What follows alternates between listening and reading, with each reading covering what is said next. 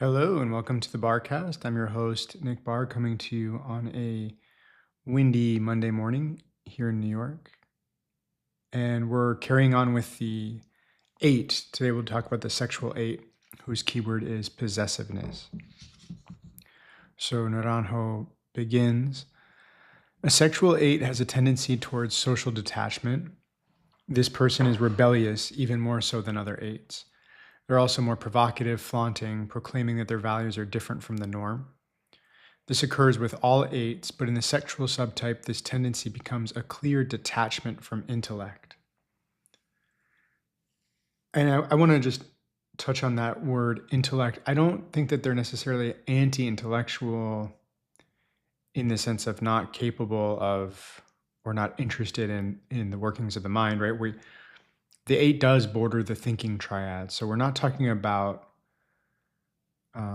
thinking repressed in the way that the 1 and the 2 might be thinking repressed. The way I look at it is maybe like they're less interested in rationalizing. Like it's a wanton flaunting of their own values. They're not really interested in rationalizing that. So that's how I take this clear detachment from intellect.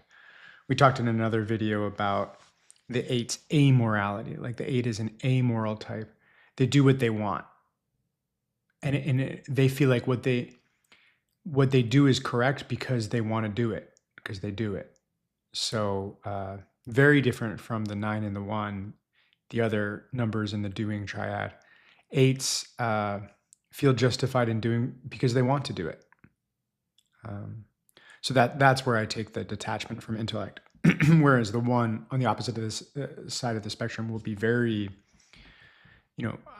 I do what's right. I'm appealing to some greater authority in terms of justifying my actions. The 8, and in particular the sexual 8, doesn't have any of that. The defining word is possession. I used to think this also had to do with physical possessions, but I later realized that this passion is about holding on to the other. The sexual 8 is very possessive in their relationships. This word also relates to taking possession of the entire scene. The sexual 8 always wants to be the center. They're always fascinating. Their power stems from a greater seduction, a greater power of fascination, which stylistically sets them apart from others. Other subtypes don't have as many colors in their feathers. Compared to the other subtypes, the sexual is more emotional, while the self-preservation subtype is pure action, and the social subtype is the only intellectual 8. And we covered the social 8 already. Remember, that was complicity. And so again, I take complicity being like they're in a scheme, with some people against other people. So there's that intellectualizing or rationalizing justification side of their doing, where here we're saying the sexual is emotional, right? I do it because I want to do it. And we'll touch on the self-preservation 8 next. So this is Transformation in the Sexual 8 by Alice Maria Ribeiro. And this is one of those chapters where Ribeiro's chosen to bring in other voices, so it's not so autobiographical. The 7 chapter was like this as well. But some general impressions from Ribeiro. The general impression is that none of these 5 students, could express themselves as they were in childhood. There was no affection, love, attention, appreciation, recognition, or even respect. One of the interviewees chose not to talk about their life from childhood, but safe to assume that they felt the same. All of them found it difficult to write about themselves. I've noticed that the 8 chapters themselves are much shorter. It's a terser tone, so they find it difficult to write about themselves. This may appear as indiscipline, Ribeiro writes, but it may also be an excuse to avoid putting themselves in others' hands and to avoid revealing their weaknesses or showing their vulnerability. 4 of the 5 mention not recognizing parental authority. They lost trust, felt betrayed, and refused to be guided by someone who didn't provide them with the necessary security, hence the rebellion. All broke society's rules, didn't respect the laws of the world, and disregarded divine laws as if they were immune to them. All are antisocial, feel excluded, and are attracted to illegality, dressing it up as legality. Shyness is also present, but it appears combined with seduction, strategy, and fear of being swallowed by society. It's also a way to hide their marginality. One explanation that emerges is the need for control and power. Since they don't like or want to expose themselves, they need to know where they're stepping, which is a form of control. In this way, they manage to hide their insecurity, their sense of devaluation, and their fear of appearing weak. None of the women completed university studies or were interested in developing their true talents. All sought adventures, challenges, risks, lots of adrenaline. One of them got involved in drugs. All are somewhat masculinized women. They never paid attention to appearance, vanity, or image.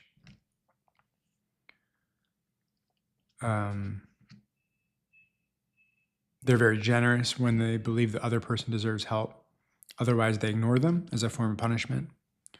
Two of them sought professions of power, one in the police force, one was a police officer, now is a surgeon. So these are kind of general strokes of the 8.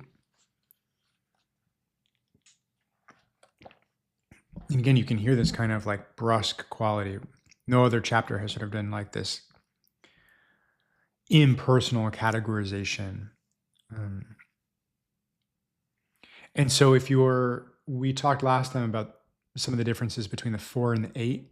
That I find that they can be a little bit tricky to disambiguate. And with me, myself, I've been typed as an 8 on online tests and don't feel like that's accurate. Although I can relate to 8-ness for sure, but the rebellious nature of the 8 is pretty manifest, I think. Like the 8 is going to get in trouble in school, is going to rebel, is going, like they really are who they seem to be. They really are rebels. They really are larger than life people. The 4 might put on kind of a display of that aggressiveness or that rebelliousness, but isn't actually that. It's more performance. And so if we're talking about biting, like the 4, the sexual 4, we talked about their keyword was competition. And we talked about, or hate, is sometimes used as the keyword for the sexual 4. This, and remember, we're in the envy passion there. It's this, they get back at their perceived inferiority by biting others. So they're biters. The sexual 8, in contrast, is like a devourer. It's like a dog that bites to say, hey, watch out for me, versus a dog that bites to kill. And the 8 is like a pit bull. It really is a pit bull. It's not like, that doesn't mean that there's not a puppy inside there, and we'll talk about it, but they also really are that high energy, passionate, rebellious, intense personality. Personality before starting the path of growth. Possession/surrender and sexuality, anger/intolerance, intensity, excess, theatricality, rebellion. All sexual 8s sought voraciously love, sex, and excessive pleasure in life. It was a form of rebellion, as if they were all deprived of their dreams, desires, and sensitivity. Undoubtedly, they managed to develop armor to hide their devaluation. During childhood, they were forced to do what they didn't want, disrespected, and had an authoritarian father or mother. They behaved differently at home and outside, as they didn't have the right to be who they were. So we're changing the father-mother dynamics from the 7 here. So remember, the 7 was one in which authority was missing, the father was missing, and the mother was depressed. So you had on the one hand a missing authority, and on the other hand a kind of, I think of it as like a black hole, or just sort of some pulling force that the 7, in response to that, becomes this sort of comedic, fraudulence is the word, but a charlatan or a jester, the person who's very agile intellectually and sort of keeps dancing to keep the mother happy, while at the same time not getting caught in her grips. all while kind of getting things done sneakily through the lack of authority. Again, these are sort of highly abstract systems, and so you can't look at your own family history and type yourself just based on that. That's not how this works. But father and mother figures are important for the Enneagram. So the 8 we're saying is different. There is an authority figure, a very strong, powerful authority figure, and a little bit of like a tyrant. And so the young 8, because of this authority figure, they're very much in relationship to the authoritarian father or mother figure, and they're not able to be themselves in this repressive, oppressive atmosphere. So they don't have the right to be who they are at home. And so rebellion is core there. At the same time, I get the sense that the authority somehow feels maybe unjust. The authoritarian, just like a regime, kind of like a dictator regime. It's like, this is not they're authoritarian, but I renounce their legitimate authority. Something like that. So quotes, at 8 years old, my sister got married. I was left at home with 3 brothers and my father. The 3 women in my life disappeared at the same time, and I was left alone with men and the feeling of fear of being abused and not respected. I felt profoundly alone, C tells us. As children, given that they weren't recognized for their sensitivity and matured very early, they began to rely on the value that things have in the world without differentiating people from material things. As adults today, they buy what they dreamed of in childhood. The value placed on material things and people wasn't aimed at fulfilling any type of material security, but rather at obtaining power over them. None of them mention that possession serves for sustenance or security in life. Quite the opposite. All 5 come from wealthy and or powerful families tied to politics, livestock, construction, etc. Quote, since I was little, I leaned toward the material. People were valued for what they possessed and not for who they were. I was raised that way, entirely focused on having and not on being. There was this crazy idea that everyone and everything has a price, no matter what, says A. All of them, without exception, were possessive in the romantic relationships or with friends, things, and situations. So we're talking about this sort of like I-it relationship toward people and things. That's maybe the heart of this possessiveness. And what is the function of this I-it relationship, this valuing of all people and objects as things with a price on them, essentially? It's not material security. We're not talking about, let's say, a 6's fearful energy of like, I need to hang on to resources or something like that. It's actually a form of obtaining power. So if you're an it, then I'm an I, and I feel powerful over you. And that armor, right, that's at the heart of the 8. And we'll see how it unfolds. We'll make sure we get to why that strategy breaks down. When I was little, quote, I had the clear feeling, I think it was a crazy idea, that the world started functioning when I arrived. Everything belonged to me, says G. My relationship with possession extended to everyone around me. I wanted to know what was happening with everyone. I don't want to lose control of anything and wanted to influence what others were going to do with my words. Adds P. Quote, the world was mine. Whatever was missing, I took, bought, or appropriated. I didn't give anything away, didn't share anything, because no one was worthy of even what was left over, not even a torn boot or a broken sock, confesses E. The act of taking/surrendering is related to sexuality. It's perceived that there's a moralism in this, which is merely a game to protect oneself and to protect the other from whom they take possession. All out of a fear of betrayal and loss, as if the other were an object. This is why they have difficulty accepting any Dionysian behavior when relating to someone. Let's keep going on this. I didn't quite get that. Sexual 8s control their partner by completely dominating them, distancing them from friends and acquaintances, making them dependent. They demand fidelity and consistency and get very angry when this isn't the case. It shows a capacity for control and power over the other, as if they were the owners, masters, and responsible for them. In this way, they satisfy their sense of possession even more, which fuels revenge, which strengthens lust, creating a vicious circle. Okay, so let's just read this one last quote.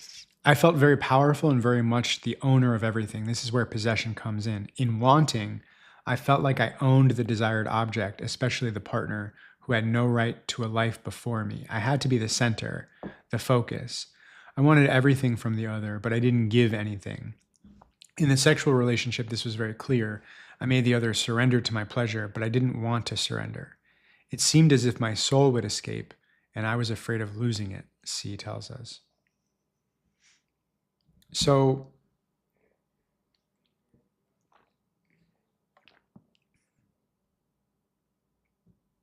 this is a troubling character in a lot of ways. This is a sadist in the relationship, potentially an abuser. So, of course, not all sexual eights, blah, blah, blah, but this is again, like they really do this. They really do, because we're in the doing triad, maybe like these aren't internal kinds of private things that they're doing. No, they really do kind of separate their partners from others and make them dependent on them. So, where is the vicious circle?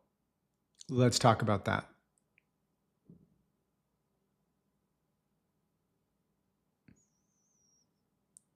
They satisfy their sense of possession even more, right? So by turning their relationships into possessions, they satisfy their sense of possession even more, which gives them power.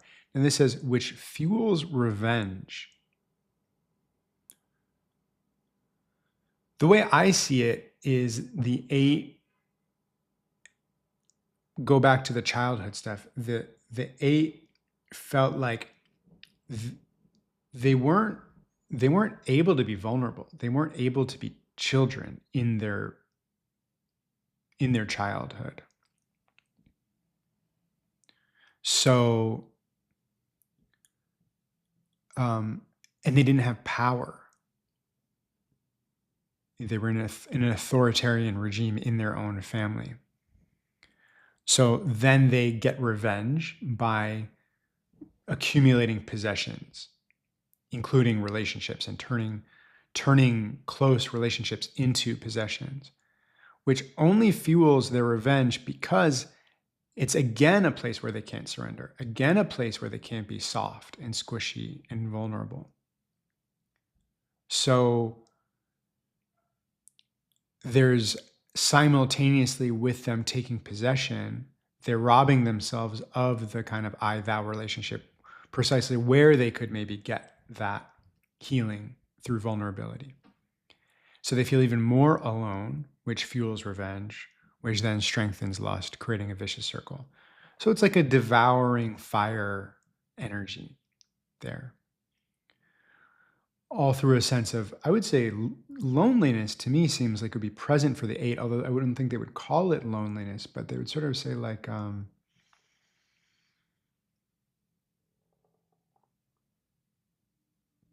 they feel uniquely special. That going back to one of the person's quotes, like the world started with me. Everything belongs to me. Everything started functioning when I arrived. Everything belongs to me. So it's sort of like the King Midas type archetype of the person all alone in their castle full of possessions. But the 8 is not like a particularly, the thing with the 8's loneliness, in contrast with, let's say, the 4's loneliness, like the 4 really is a codependent personality and really does want and need relationship. It's so clear to me that the 8 really needs relationship in the same way. So their loneliness may not hit them as profoundly. But what will hit them profoundly is like, nobody knows who I am. Nobody sees how special I am. And there's a young, vulnerable child in here that nobody gets to, that I just have to protect. But let's see what the sexual eights say about that. I had to be the center, the focus. I wanted everything from the other, but I didn't give anything. In a sexual relationship, this was very clear. I made the other surrender to my pleasure, but I did not want to surrender. It seemed as if my soul would escape and I was afraid of losing it. Regarding sexuality, 3 said they encountered sex at a very early age. No guidance, followed their instincts, enjoyed the sensation. My interest in women, says G, appeared very early, 6 or 7, cracks in doors or keyholes. Sex is my neurotic base. In other areas, there's no moralism, quite the opposite. They violate norms. They don't respect laws, ethics, morals, or good manners. Sexual eights are amoral.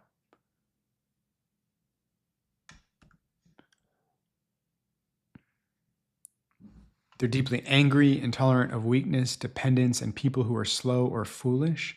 This makes them impatient to the point of theatrics and outbursts, sometimes resulting in physical aggression. Everything happens very quickly due to the speed with which they arrive at their own conclusions, without even listening to or allowing the other person to defend themselves. None of the interviewees were aware of guilt. It's kind of an interesting comment. I've been through many fights before I'd physically attack others. So yeah, I'm. The elections are upon us. Of course, Trump would be a classic sexual 8 type. But I don't want to turn the sexual 8 into a caricature. It's just that when we say, for instance, none of the interviewees were aware of guilt, compared to some of the other types that we've worked on, I think there really maybe is a shallowness there in terms of like, they're not that complicated in terms of like the rebellious nature. Like it really isn't that convoluted. Compare that to a 6 or 4, guilt and shame, a lot of these feelings, they're not as present for the 8. And maybe that, maybe it's partly because we're in the doing triad. And, as a 4 with a 5 wing, I'm kind of like at the other end of the Enneagram. So it'll be interesting as we go more into the doing triad. Maybe it becomes more mysterious for me. But the sense I get of the doing people is they really are like in their environment. They're very externalized. Like what needs to get done is this very, there's like a lot of back and forth between them and their environment, and not so much interiority compared to some of the other types.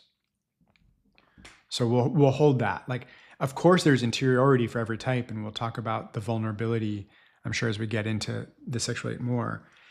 And at the same time, we're not necessarily going to be doing justice to the 8 if we make it all about their vulnerable inner child. Like, yes, that's there, and they're just not that interior compared to other types.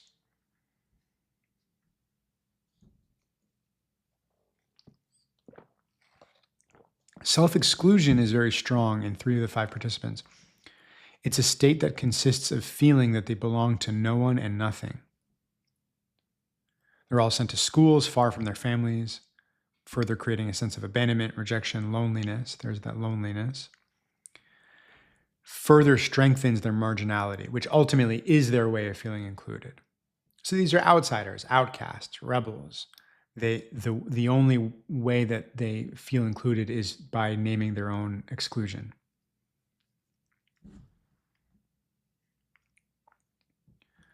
Most significant changes in the process of self-awareness. None of the interviewees were aware of their possessiveness, intolerance, or aggression, nor could they precisely identify when they became hardened and started developing this armor and insensitivity. None recognized the coldness with which they had handled their problems. There was an ambiguity in how they saw themselves versus how they presented themselves to the world. It was a huge surprise after beginning the growth process to come into contact with this state of war, as they believed that the truth had to be told, hurt who it may, and they didn't consider themselves cold or insensitive. On the contrary, they saw themselves as passionate, fiery, very sincere, and authentic. And again, those are sexual 4 descriptors too, right? And that's where it can be confusing. A passionate, fiery, very sincere, authentic. I am who I am, right? That's the artist. That's the creative artist. And I think both of them share a level of like self-absorption, the 4 and the 8, in terms of not really considering the impact that has on others.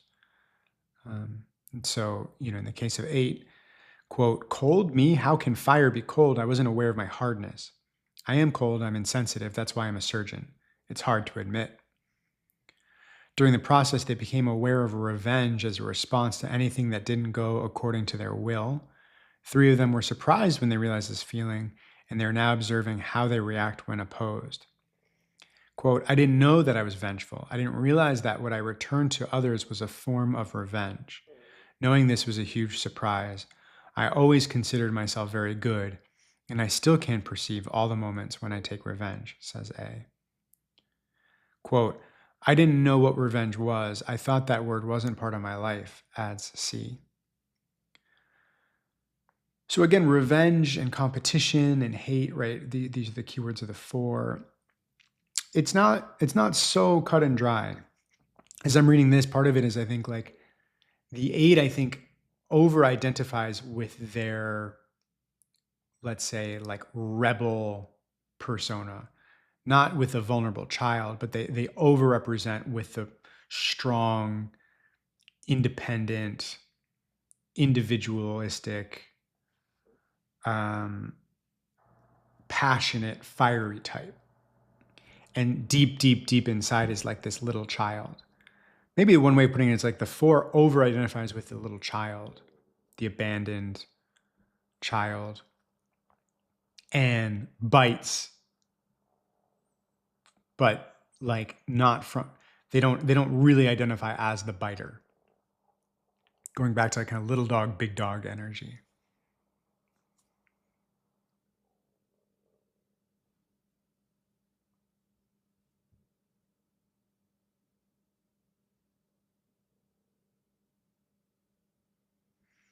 So, breakdowns in the 8, right? This is one. It's common for all of them to say that they became aware of their possessiveness. 2 of them experienced losses that made them feel helpless, causing a break in their ego. The helplessness was total. I was losing the loved one. There was nothing I could do. This hit me directly against my possessiveness. I remember that day I thought I would die. I could only sleep at 5 a.m, praying the whole time. When I woke up the next day, I was grateful to be alive, recounts C. So if they're going to lose one of their possessions, right, if this partner whom they've been sort of torturing in a way decides I'm leaving and you're an abuser and I'm going away, that'll shake an 8 up for sure. One of them said they found themselves in an arid emptiness in a very deep well when they realized they owned nothing and needed to experience other losses to feel that there was no other option but to open their heart and surrender everything into God's hands. Feeling divine love.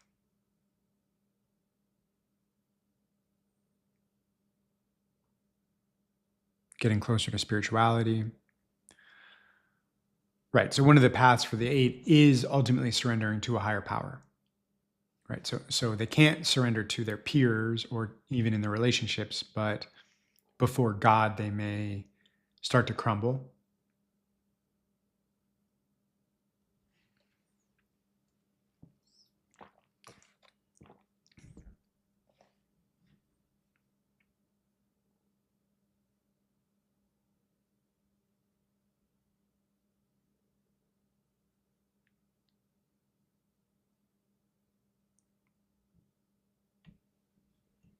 For women reclaiming their femininity. The imagined future, what would full development look like?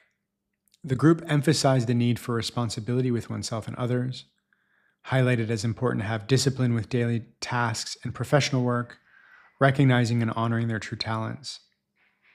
It is necessary to develop an awareness of the responsibility of using sexual energy, previously used solely for pleasure. They aim to eliminate the religious sinful concept linked to sex and instead seek love for its own sake and a sense of dignity. They're all making an effort to leave the ego's anesthesia and show a profound interest in improvement, attempting to recover certain stages of life that were neglected, particularly in the family realm.